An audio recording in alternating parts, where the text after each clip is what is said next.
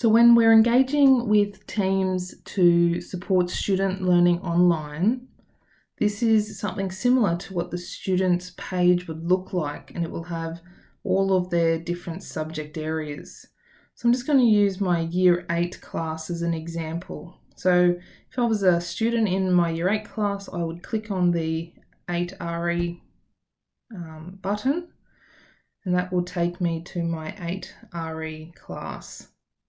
So in here, over to the left-hand side, it outlines that I am in 8RE. Across the top, I've got some different functions like being able to post, access some class files, access the class notebook, submit assignments, and down the bottom here is where I can add to the conversation. So if I had a question,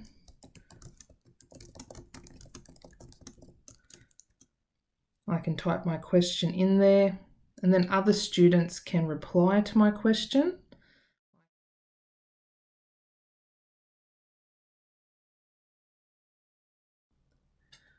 So I can tag my teacher or anybody in the class by using the @ sign and then their name.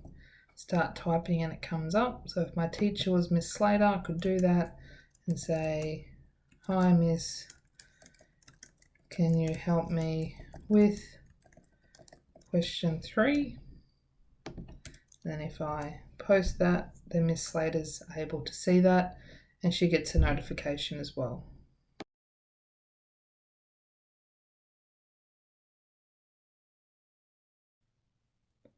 So another great feature of Teams is the class OneNote function.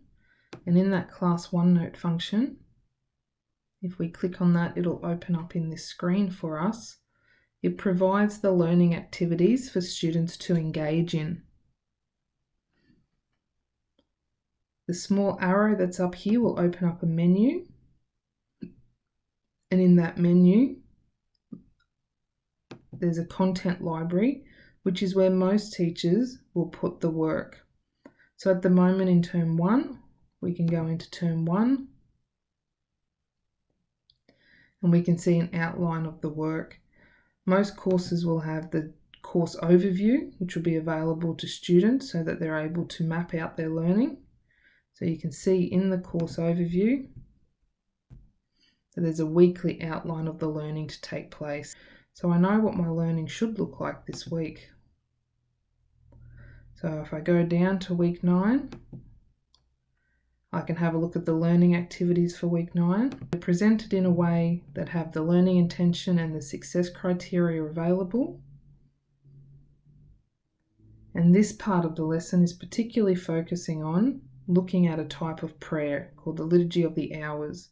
So there's instructions there for students to complete this in their class notes section. And remember to use conversations in Teams if you have questions. So students were to read through that, and the activity that we did was to complete 12.1 and to complete that table that was there.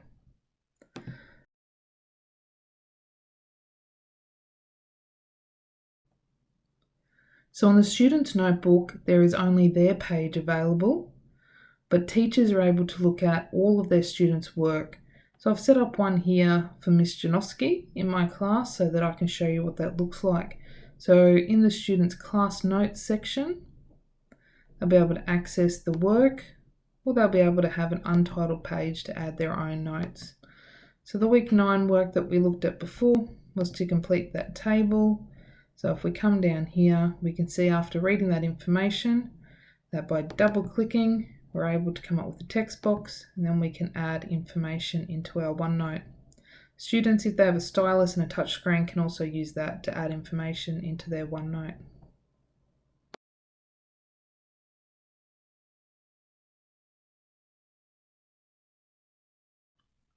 Students might find it easier to work, instead of in the browser, to work in the app. I myself prefer to work in the app as well.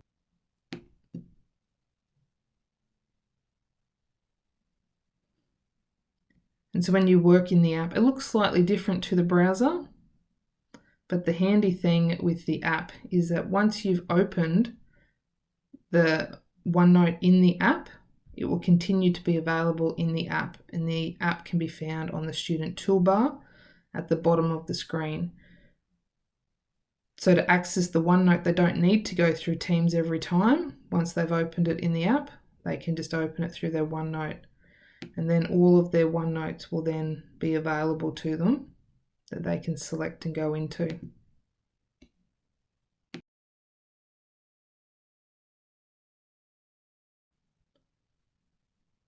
Another feature of OneNote is the assignments submission. So up the top of the screen where it says assignments, if you click on there, that will come up any assignments that are due at the time. So this class has a practice upload that we did just to make sure that everybody knew how to upload via Teams. And then they have a task which is due on the 27th of March. And so you'd be able to click on the task, and then once that's open, students are able to submit their task. So it outlines what the task is.